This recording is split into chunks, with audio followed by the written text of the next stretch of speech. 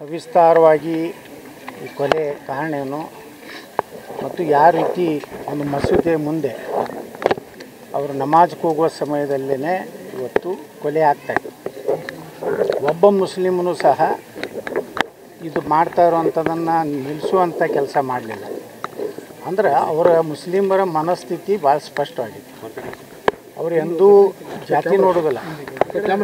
ಆ ಹಿಂದೂ ಕಾರ್ಯಕರ್ತ ಯಾರೇ ಇರಲಿ, ಅವರು ಹಿಂದೂ ಜನಾಂಗದಲ್ಲಿ ಇವತ್ತು ಪರಿಶಿಷ್ಟ ಜಾತಿ ಇರಲಿ, ಪರಿಶಿಷ್ಟ ಪಂಗಡ ಇರಲಿ, ತಮ್ಮ ಧರ್ಮದ ಬಂದರೆ ಯಾರೂ ನೋಡೋದಿಲ್ಲ ಅನ್ನೋಂಥದ್ದು ಇವತ್ತು.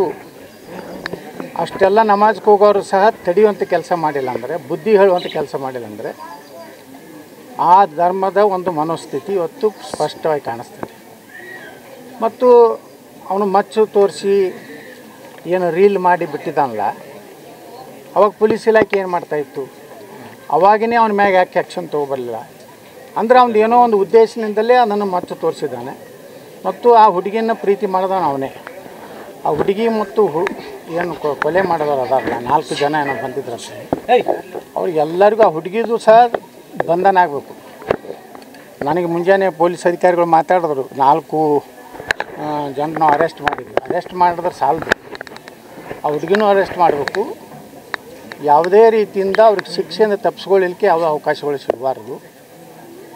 ಇದೇ ರೀತಿ ಲವ್ ಜಿಹಾದ್ ಮಾಡಿದಾಗ ಯಾವ ಹಿಂದೂಗಳು ನಮ್ಮ ಏನೋ ಅವನು ಹುಡುಗನ ಹೊಡೆಯುವಂಥ ಕೆಲಸ ಇಡೀ ದೇಶದಲ್ಲಿ ಎಲ್ಲಿ ಮಾಡಿಲ್ಲ.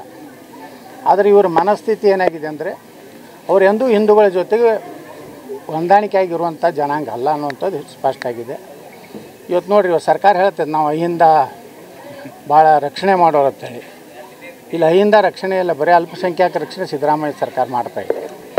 ಯಾವನೋ ಮಂಗಳೂರಿನಲ್ಲಿ ಒಂದು ದನಗಳನಿಗೆ 25 ಲಕ್ಷನೂ ಪರಿಹಾರ ಕೊಟ್ಟರು. ಅವನಿಗೊಂದು ಸರ್ಕಾರಿ ನೌಕರಿ ಆಹ್ವಾನ ಮಾಡಿದ್ರು.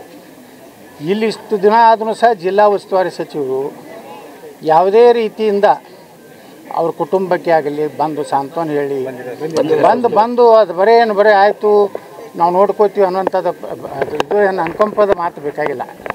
ಅವ್ರದ್ದೇನು ಶಿಕ್ಷೆ ಆಗಬೇಕು ಅನ್ನೋವಂಥದ್ದು. ಅವ್ರ ಪಾಪ ಇಂಥ ಬಡತನ ಕುಟುಂಬದಲ್ಲಿದ್ದರೂ ಸಹ ಅವರ ತಂದೆ ತಾಯಿಗಳು ಅವರ ಸಹೋದರಿಯರು ಕೇಳುವುದೇನೆಂದರೆ ಶಿಕ್ಷೆ ಆಗಬೇಕು.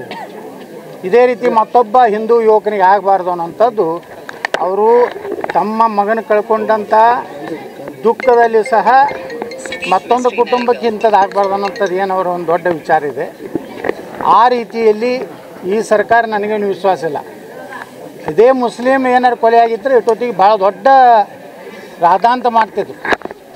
ಇವತ್ತು ಹಿಂದೂ ಕೊಲೆ ಆಗಿದ್ದಕ್ಕೆ ಯಾವ ಸರ್ಕಾರದ ಯಾವ ಜವಾಬ್ದಾರಿ, ಮುಖ್ಯಮಂತ್ರಿ ಸ್ಟೇಟ್ಮೆಂಟ್ ಇಲ್ಲ, ಯಾವುವೂ ಇಲ್ಲ. ಅಂದರೆ ಇದೇನು ತೋರಿಸ್ಕೊಡ್ತದೆ ಅಂದರೆ, ಈ ರಾಜ್ಯದಲ್ಲಿ ಹಿಂದೂಗಳು ಸುರಕ್ಷಿತ ಇಲ್ಲ. ಅದಕ್ಕೆ ನಾಳೆ ಅಧಿವೇಶನ ಪ್ರಾರಂಭ ಆಗ್ತಾಯಿದೆ. ನೀವು ಯಾವ ರೀತಿ ಮಾನದಂಡ ಮುಸ್ಲಿಮರಿಗೆ ಈ ರಾಜ್ಯದಲ್ಲಿ ಕೊಲೆಯಾದಾಗ ನೀವು ಅನುಸರಿಸಿರೋ, ನಮ್ಮ ಈಶ್ವರಪ್ಪ ಸಾಹೇಬ್ರು ಹೇಳ್ದಂಗೆ ಅವರಿಗೆ ಸೂಕ್ತ ಪರಿಹಾರ ಅಷ್ಟೇ ಅಲ್ಲ, ಸರ್ಕಾರದಲ್ಲಿ ಅವರಿಗೆ ಉದ್ಯೋಗದ ಜೊತೆಗೆ ಅವ್ರ ಕುಟುಂಬಕ್ಕೂ ರಕ್ಷಣೆ ಕೊಡುವಂಥ ಕೆಲಸ ಸರ್ಕಾರ ಮಾಡಬೇಕು. ಒಂದನೇದು. ಎರಡನೇದು, ಈ ನೆಪದಲ್ಲಿ ಏನು ನಾಳೆ ನಮ್ಮ ವಾಲ್ಮೀಕಿ ಸಮಾಜದವರು ಪ್ರತಿಭಟನೆ ಏನು ಮಾಡ್ಯಾರಲ್ಲ, ಬರೀ ವಾಲ್ಮೀಕಿ ಸಮಾಜದವ್ರು ಅಲ್ಲ, ಸಮಸ್ತ ಹಿಂದೂ ಸಮಾಜದವರು ಕೊಪ್ಪಳ ಜಿಲ್ಲೆಯವರು ಇದಕ್ಕೆ ಬೆಂಬಲ ಕೊಡಬೇಕು. ಬಂದು ಈ ಹೋರಾಟದಲ್ಲಿ ಭಾಗವಹಿಸಿ, ಏನೋ ವಾಲ್ಮೀಕಿ ಸಮಾಜಕ್ಕಾಗಿದೆ, ನಾಳೆ ದಲಿತ ಸಮಾಜಕ್ಕಾಗಿದೆ, ನಾಳೆ ಬ್ರಾಹ್ಮಣರಿಗಾಗಿದೆ, ಲಿಂಗಾಯತರಿಗಾಗಿದೆ ತಂದರೆ ಒಂದಿಲ್ಲ ಒಂದು ದಿವಸ ನಿಮ್ಮ ಮನೆಗೂ ಇದು ಬರೋದೆ. ಅದಕ್ಕೆ ನಾನು ಎಲ್ಲ ವಿನಂತಿ ಮಾಡ್ಕೊತೀನಿ, ಕೊಪ್ಪಳದ ನಮ್ಮೆಲ್ಲ ಹಿಂದೂಗಳಿಗೆ ನಾಳೆಯ ಇದು ಹೋರಾಟದಲ್ಲಿ ಎಲ್ಲರೂ ಭಾಗವಹಿಸಿ ಸರ್ಕಾರಕ್ಕೆ ಒಂದು ಬಿಸಿ ಮುಟ್ಟೋ ರೀತಿಯಲ್ಲಿ ಹೋರಾಟ ಆಗಬೇಕು. ಇದೇ ನೆಪ ಮಾಡಿಕೊಂಡು ನಾಳೆ ಗಣೇಶ ಚತುರ್ಥಿಗೆ ತೊಂದರೆ ಮಾಡುವಂಥದ್ದು ಪೊಲೀಸರು ಮಾಡಬಾರ್ದು. ಯಾವ ರೀತಿ ಗಣೇಶ ಚತುರ್ಥಿಗೆ ಯಾವುದೇ ತೊಂದರೆ ಇಲ್ಲಾರ್ದಾನೆ ಅದು ಎಲ್ಲ ರೀತಿಯ ಅನುಮತಿ ಕೊಡೋದಾಗಲಿ ಎಲ್ಲ ರೀತಿಯ ಒಂದು ಸಹಕಾರ ಮಾಡಬೇಕು.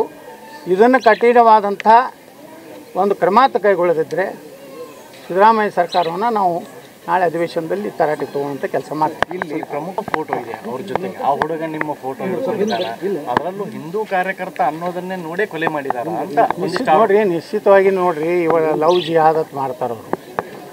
ಆದ್ರೆ ಹಿಂದೂ ಒಬ್ಬ ಹುಡುಗ ಮುಸ್ಲಿಮನ ಪ್ರೀತಿ ಮಾಡಿ ಲಗ್ನ ಆಗಬಾರ್ದತ್ತೆ ಎಲ್ಲಿದೆ? ಇನ್ಮ್ಯಾಗ ಅಭಿಯಾನ ಚಾಲು ಮಾಡ್ತೀವಿ. ಮುಸ್ಲಿಮ್ ಹೆಣ್ಮಕ್ಳ ಲಗ್ನ ಆದರೆ 5 ಲಕ್ಷ ರೂಪಾಯಿ ಕೊಡೋ ಕಾರ್ಯಕ್ರಮ ಪ್ರಾರಂಭ ಮಾಡ್ತೀವಿ.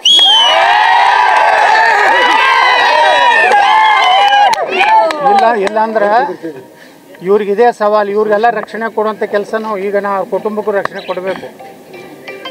ಯಾಕಂದ್ರೆ ಆ ಮಚ್ಚು ತೊಗೊಂಡು ಇಷ್ಟು ಧೈರ್ಯದಿಂದ ಯಾಕೆ ಓಡಾಡ್ತಾ ಇದ್ದಾರಂದರೆ ಇವ್ರಿಗೆ ಆ ಸರ್ಕಾರದ ಸಪೋರ್ಟ್ ಇದೆ. ಪಾಪ ಪೊಲೀಸರು ಕೈ ಕಟ್ಟಿಬಿಟ್ಟಿರ್ತಾರೆ, ಏನು ಆ್ಯಕ್ಷನ್ ತೊಗೋಬೇಡ ಅಂತೆಲ್ಲ ಹೇಳ್ತಾರೆ. ಅದಕ್ಕೆ ಈಶ್ವರಪ್ಪ ಸಾಹೇಬ್ ಹೇಳ್ದಂಗೆ ನಾವು ಇದಕ್ಕೆ ಶಿಕ್ಷೆ ಅವ್ರಿಗೆ ಸಿಗುವವರೆಗೂ ಹೋರಾಟ ಮಾಡ್ತೀವಿ. ವಿಧಾನಸಭೆಯಲ್ಲಿ ಮಾತ್ರ ಇದನ್ನು ಸರ್ಕಾರವನ್ನು ತರಾಟೆಗೆ ತೊಗೋತೀವಿ. ಸರ್ಕಾರ ಅಲ್ಲಿ ಮುಖ್ಯಮಂತ್ರಿ ಸಿದ್ದರಾಮಯ್ಯ ಇಡೀ ರಾಜ್ಯದ ಜನರ ಮುಂದೆ ಕ್ಷಮೆ ಬಿಡಬೇಕು ಮತ್ತು ಇವರಿಗೆ ಪರಿಹಾರ ಕೊಡುವಂಥದ್ದು ಮತ್ತು ಅವ್ರಿಗೆ ಶಿಕ್ಷೆ ಕೊಡುವಂಥ ಕೆಲಸ ಮಾಡಿ.